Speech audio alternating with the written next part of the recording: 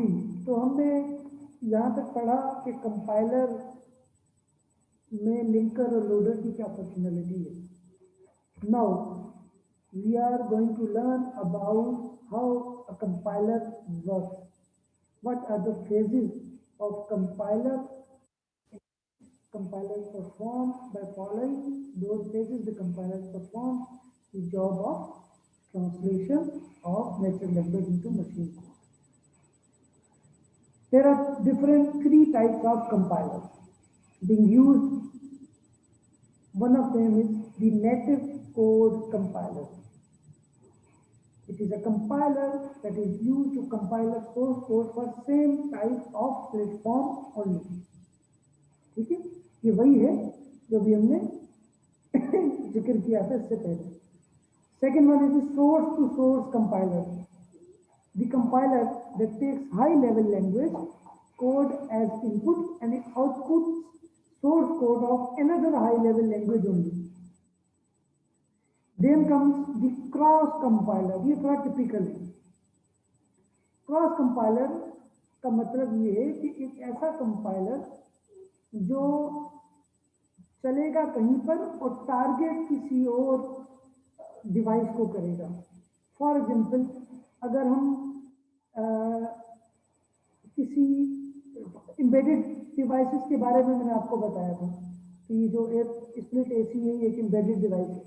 इसके अंदर मेमोरी इतनी ज़्यादा नहीं होती कि हम इसी में सारी फंक्शनलिटी चलाकर प्रोग्रामिंग करके इसी में कंपाइल करके इसी में ट्रांसलेशन करके इसी में मशीन कोड के जरिए उसे ऑपरेट करते हैं. तो हम करते क्या है, किसी और डिवाइस में, किसी और सिस्टम में, यानी कंप्यूटर में, मशीनरी में हम उसे चलाएंगे और जब उसका आउटपुट होगा वो आउटपुट हम लेकर उस डिवाइस के ऊपर इंस्टॉल करेंगे. इसे हम क्रॉस कंपाइलर कहते हैं. बहरहाल ज़्यादा ज़रूरी है आपके लिए phases of compiler. Which are the phases of compiler that are being followed during the entire translation process. ठीक है. Although compiler phases is not listed in your course outcome as a separate topic, but since programming language is a topic of your course outline, therefore automatically it brings compiler into that list. Compiler चूँकि हम सी language में use भी करेंगे इसलिए compiler automatically उसमें हमारे लिए ज़रूरी हो जाता है पढ़ना. तो इस कंपाइलर फेजेस पढ़ लेंगे तो आपको और ज़्यादा आगे चल के प्रोग्रामिंग में आसानी होगी. There are total 6 different phases of compiler. यानी कंपाइलेशन जो होती है वो 6 स्टेप्स में होती है. पहला step is lexical analysis. Second step is syntax analysis. Third step is semantic analysis. ये सारी टर्मिनोलॉजी सी लैंग्वेज जब हम यूज करेंगे तो आपके वहाँ अवेयरनेस आपको होनी चाहिए टर्मिनोलॉजी से. Fourth is intermediate code generation. The fifth phase is code optimization and the last phase is code generation. तो हम इन सारे phases को यहाँ पढ़ते हैं.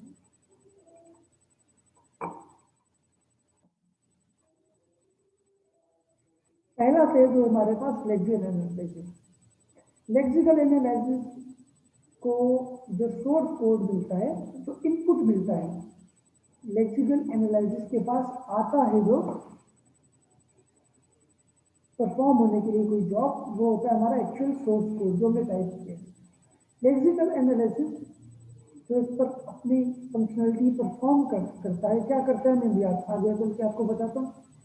उसके बाद जो लेक्सिकल एनालिसिस का आउटपुट होता है वो it becomes the input of next phase, that is the syntax analysis.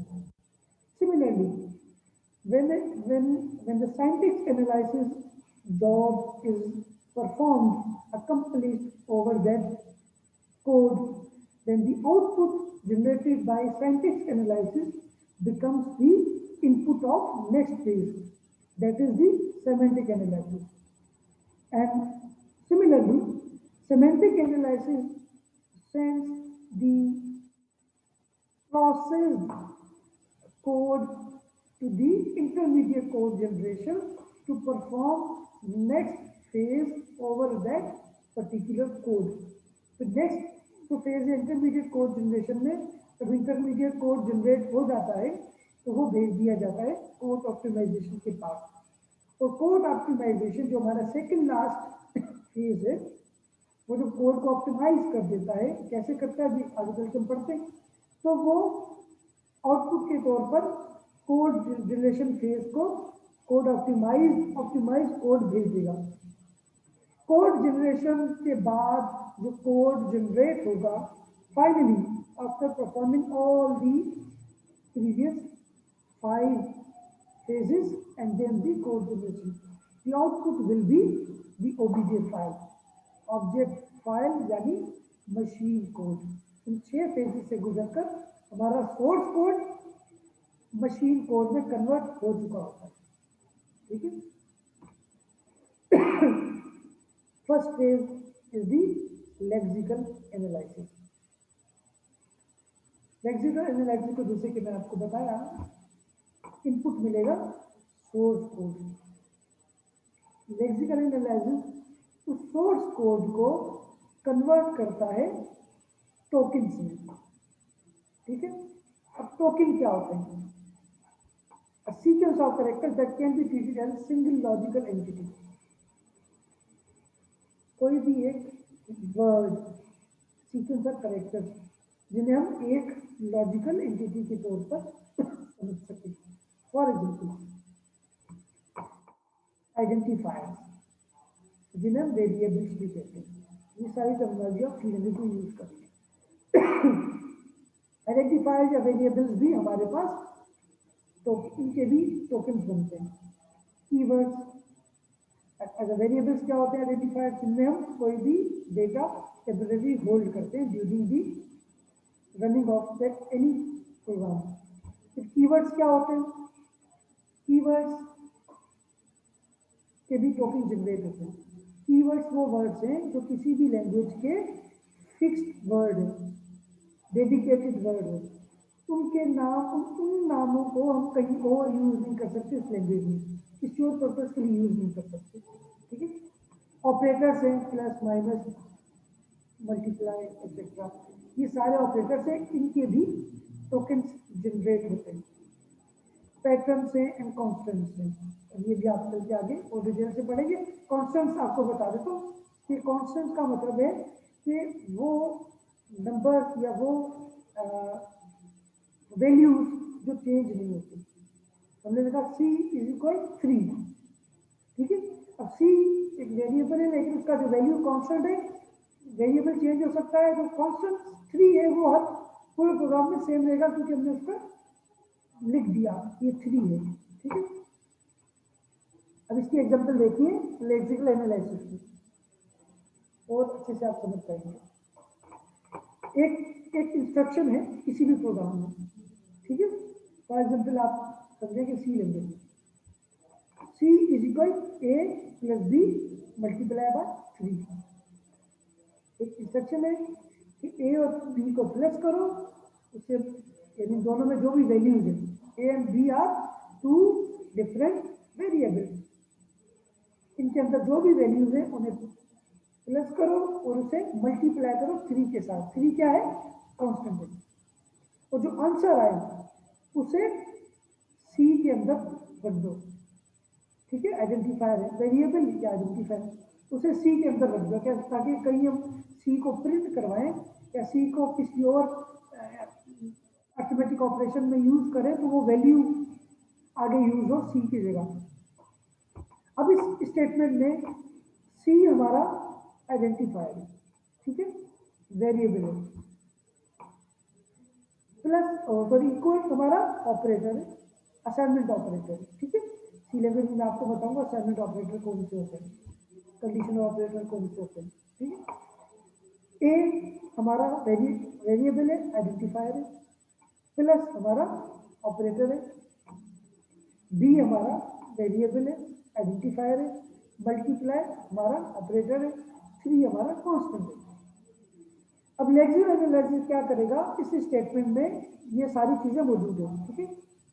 Lexical analysis will convert above statement in tokens and tokens will be sent to next phase syntax analysis as input, ठीक है। यानी इसका एक token बना दिया, इसका एक token बना दिया, सबके अलग अलग टोकन बनाएगा, तो वो सी को नहीं भेजेगा आगे, इक्वल को नहीं भेजेगा, टोकन भेजेगा। फिर सेमेंटिक एनालिसिस क्या करेगा, सेमेंटिक एनालिसिस ये करता है कि उन टोकन्स को कन्वर्ट करता है पार्स ट्री या सिंटैक्स ट्री में, ठीक है। ये हमारे पास एक पार्स या syntax tree. For example same है, हमारे पास दो टाइप होती है, बॉटम अप या टॉप डाउन, ठीक है। हमने टॉप डाउन की एग्जाम्पल यहाँ पर सेम हमारे पास स्टेटमेंट यहाँ पर आई लेक्सिकल एनालिसिस से, ओके।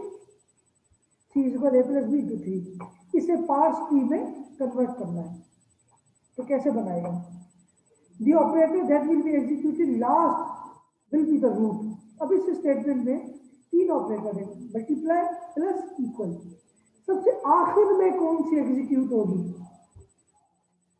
ए पहले B से प्लस हो जाएगा, फिर जो वैल्यू आएगा वो 3 से मल्टीप्लाई हो जाएगा, और फिर आखिर में वो C में चला जाएगा। कि मीन से इक्वल की जो ऑपरेटर है वो लास्ट में एग्जीक्यूट होगा।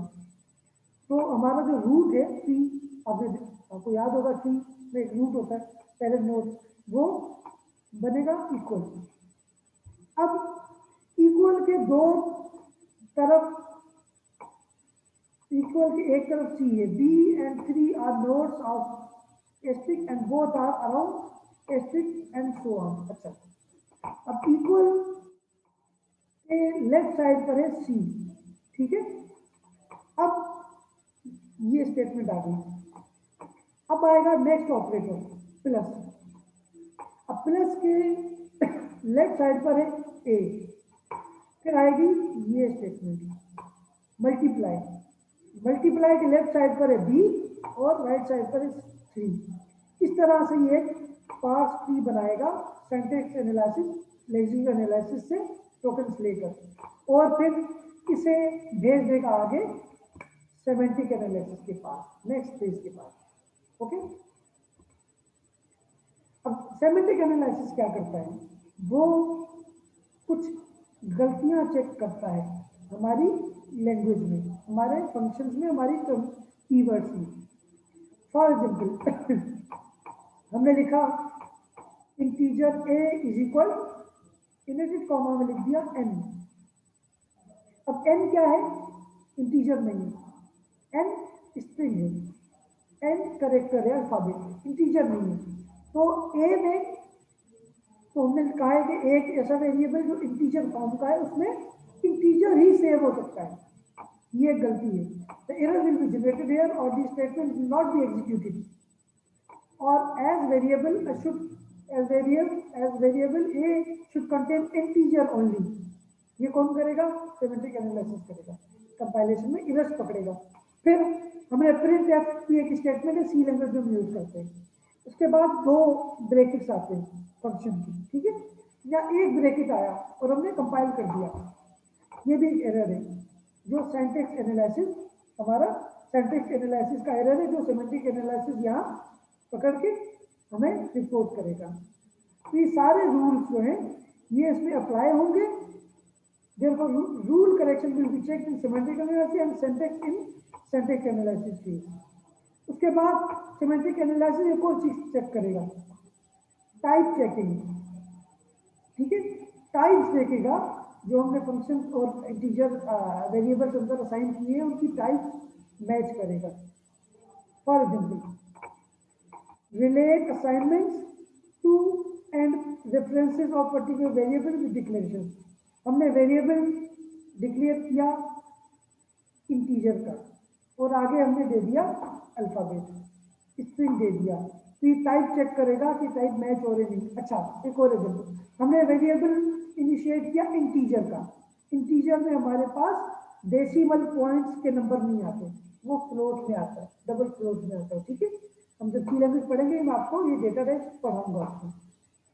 तो हमने इंटीजर में डेसिमल दे दिया, तो ये टाइप चेकिंग करेगा कि टाइप मैच कर रही है या नहीं कर रही, ठीक है।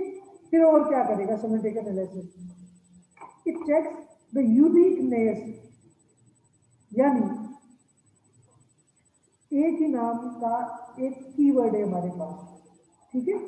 वो कीवर्ड कहीं और, हम किसी और जगह पे यूज नहीं कर रहे उसी नाम से। मैंने आपको बताया तो कीवर्ड जो होता है हमेशा यूनिक होता है उस पर, उस लैंग्वेज का। हम उस नाम से कोई वेरिएबल नहीं बना सकते।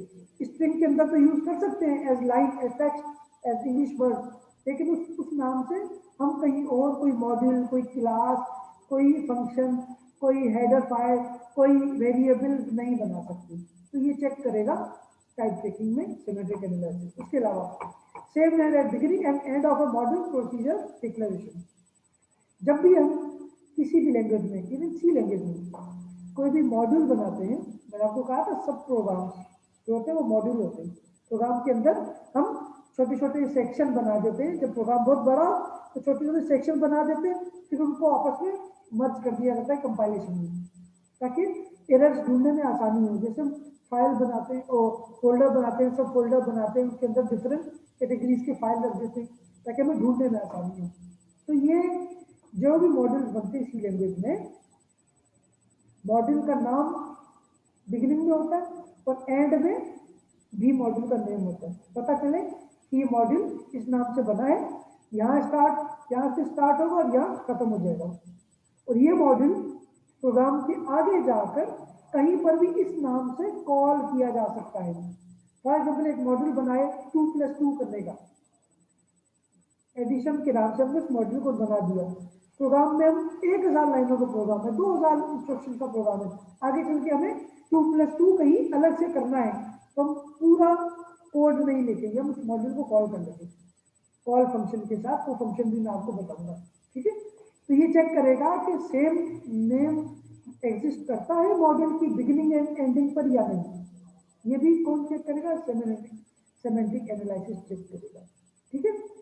And flow of control checking भी चेक करेगा सेमेंटिक एनालिसिस। यानी हम जो लूप चलाते हैं तो लूप कहाँ खत्म होना चाहिए, वो ब्रेक का एक फंक्शन है हमारे पास सी लैंग्वेज में, हम आगे चल के आप इसे भी यूज करेंगे। तो वो एग्जैक्ट जगह पर ब्रेक हो रहा है लूप या नहीं हो रहा, ब्रेक का फंक्शन प्रॉपर जगह पर यूज हुआ कि नहीं हुआ, ये सब कौन चेक करेगा।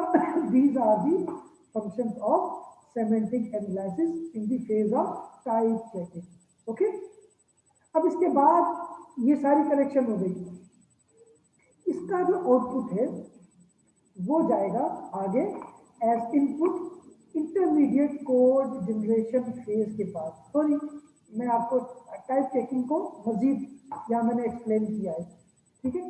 सेमेंटिक एनालिसिस को टाइप चेकिंग क्या होती है, यहाँ बताया कि टाइप चेकिंग करेगा। टाइप चेकिंग होती क्या है, process of verifying that each operation executed your program respect the type system of the language. यानी वेरीफाई किया जाता है कि हर ऑपरेशन जो प्रोग्राम में एग्जीक्यूट हुआ है, ठीक है, वो उस लैंग्वेज की टर्मिनोलॉजी, उस लैंग्वेज के सिंटैक्स के साथ मैच करता है या नहीं करता।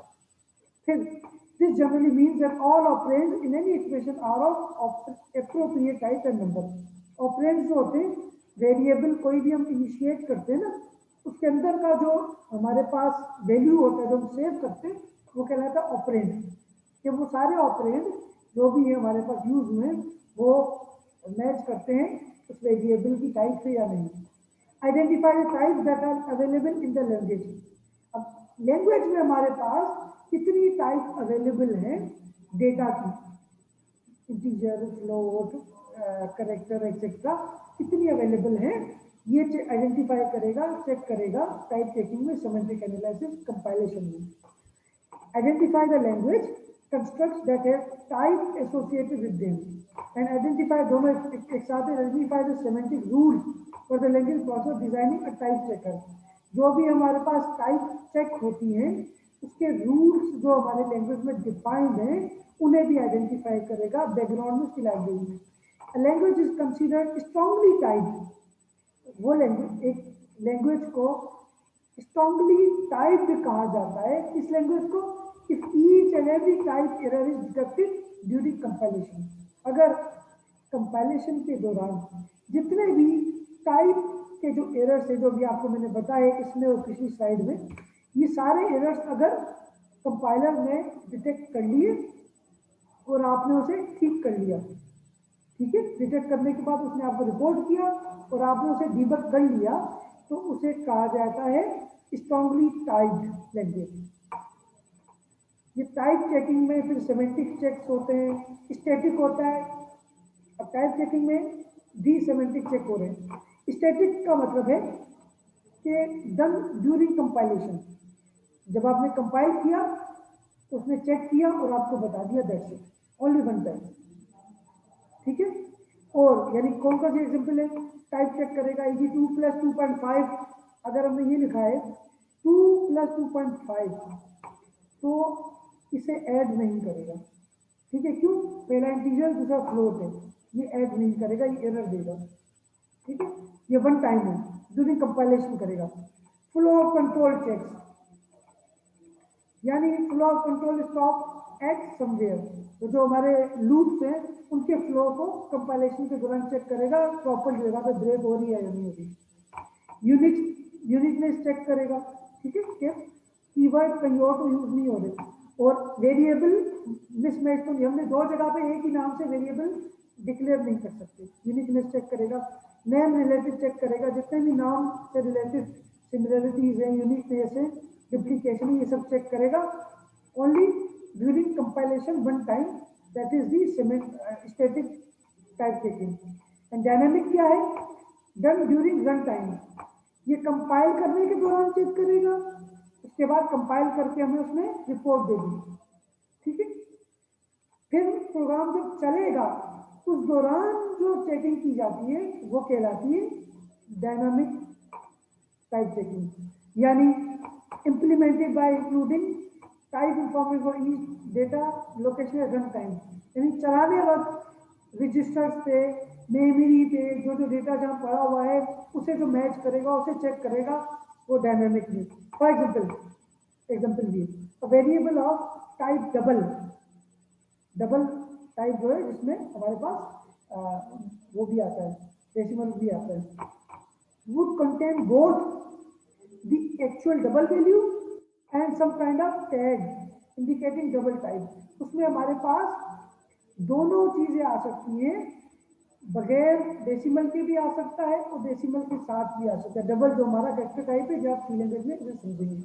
तो ऐसी चीजें चेक करेगा ड्यूरिंग रन टाइम, ये कहलाता है डायनामिक टाइप चेकिंग। कहाँ कहाँ यूज होती है टाइप चेकिंग, असाइनमेंट्स में। When a variable is given a value by an assignment, it must be verified that type of value is the same as a declared type of variable. Variable integer है तो उसे जो assign कर रहे हैं value वो भी integer होना चाहिए। Overloading, the same name is used for several different operations over several different types, यानी एक ही नाम यूज किया हमने कई जगह पर, तो ये ओवरलोडिंग कहलाएगा। Polymorphism types, yani some languages allow a function to be polymorphic, yani over all arrays no matter what the type of elements are, to that is to be defined over a large class of similar types। इसमें हम arrays में देखेगा कि over all arrays, array आप पढ़ चुके, variable जो हम असाइन करते हैं लैंग्वेज में उसके लिए एक एरे डेडिकेट हो जाता है। मैं सी लैंग्वेज में आपको एरे बनाना सिखाऊंगा, सिंगल भी और मल्टी डायमेंशनल भी, ठीक है, सब प्रैक्टिकली करके भी देखेंगे। फिर हमारे डेटा स्ट्रक्चर को देखेगा। डेटा स्ट्रक्चर में define value with several components और value that may be of different types और डिफरेंट टाइप्स। तो ये सारी टाइप चेकिंग की यूजेस है सेमेंटिक एनालिसिस में। सेमेंटिक एनालिसिस का जो आउटपुट होगा वो इनपुट के तौर पर आगे मूव करेगा नेक्स्ट फेज के बाद। नेक्स्ट फेज क्या है, इंटरमीडिएट कोड जनरेशन। अब इंटरमीडिएट कोड जनरेशन में क्या होता है, एक सर एरे को तो समझा देंगे, एरे एरे होता है क्या? एरे क्या होता है ये आप समझना चाह रहे हैं।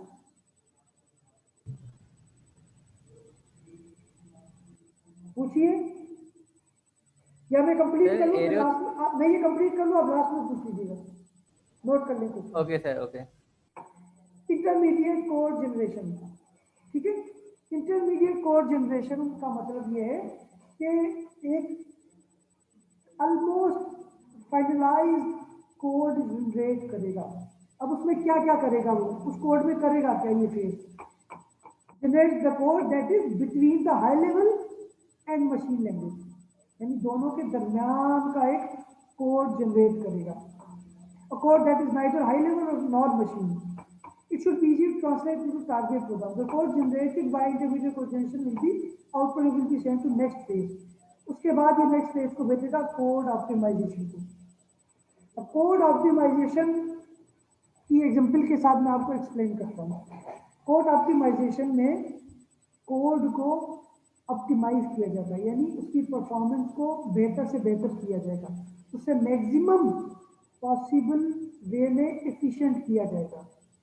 यानी code will be converted into smaller form, बिना वजह लंबा कोड है उसे स्मॉल किया जाएगा विदाउट अफेक्टिंग इट्स आउटपुट, ठीक है। उसके आउटपुट पे कोई इम्पैक्ट नहीं आना चाहिए। Unimportant statements will be removed, अगर कोई गैर जरूरी इंस्ट्रक्शन है बिला वजह की और उसके बगैर भी काम चल सकता है तो उन्हें रिमूव किया जाएगा। Those statement will be remove by remove of those will not affect the program, यानी उसकी प्रोग्राम पे कोई असर ना पड़े। ऐसी memory will be use minimum, उससे क्या फायदा होगा, मेमोरी कम यूज होगी, 10 की जगह 5 इंस्ट्रक्शन चलेंगी तो कम यूज होगी मेमोरी, परफॉर्मेंस बढ़ेगी, स्पीड बढ़ेगी। कैसे, इसकी एग्जांपल समझिएगा। एक एग्जांपल है, हमने एक वेरिएबल असाइन किया इंटीजर, उसे हमने वैल्यू दे दिया 10, सी लैंग्वेज की एग्जांपल है। दूसरा वेरिएबल बनाया बी के नाम से, ठीक है, उसे हमने दे दिया वैल्यू 12। फिर हमने क्या किया, इंटीजर एक और वैल्यू एक और बनाया हमने वेरिएबल सम के नाम से, उसमें हमने क्या रखा, ए और पी को प्लस करके उसमें सम में हमने असाइन कर दिया, यानी 22। फिर एक और वेरिएबल बनाया इंटीजर रिजल्ट, रिजल्ट में हमने क्या रखा, सम में जो आया है यानी इन दोनों का एडिशन 22, उसे मल्टीप्लाई कर दिया 3 और वो हमने रिजल्ट में रख दिया और स्टेटमेंट लगा दी काउंट रिजल्ट, यानी जब तक इतना नंबर ना आ जाए ऐसे चलाते रहो। अब ये ऑप्टिमाइज हो सकता है, ठीक है।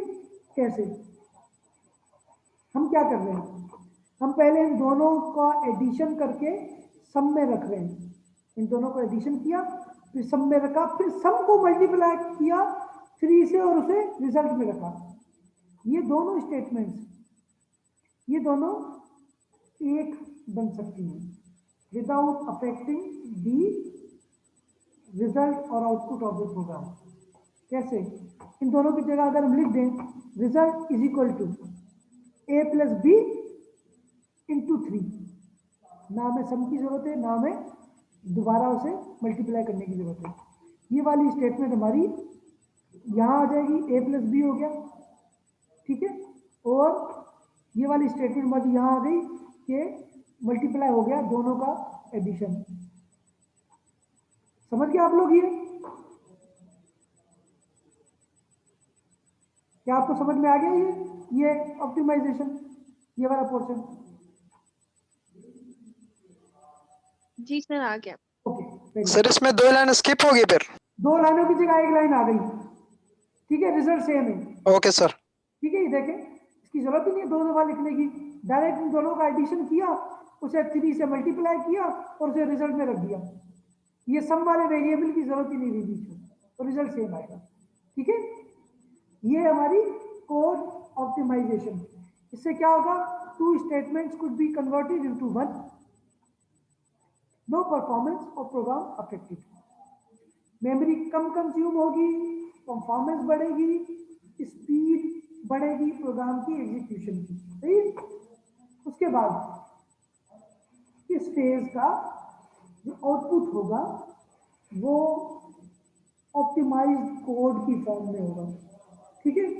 और ये ऑप्टिमाइज्ड कोड जो है ये हमारा आगे बढ़ेगा नेक्स्ट फेज की तरफ। नेक्स्ट फेज है हमारा code generation, next and last phase है। इस फेज में क्या होगा, it get the input from the code optimisation phase. जो ऑप्टिमाइज कोड हुआ है उससे इनपुट लेगा and produces the target code और object code as result. Object code का मतलब क्या है, मशीन कोड, ठीक है। मशीन कोड बन जाएगा हमारे कोड जनरेशन फेज के बाद और हमारा कंपाइलेशन का प्रोसेस कंप्लीट हो जाएगा, ठीक है।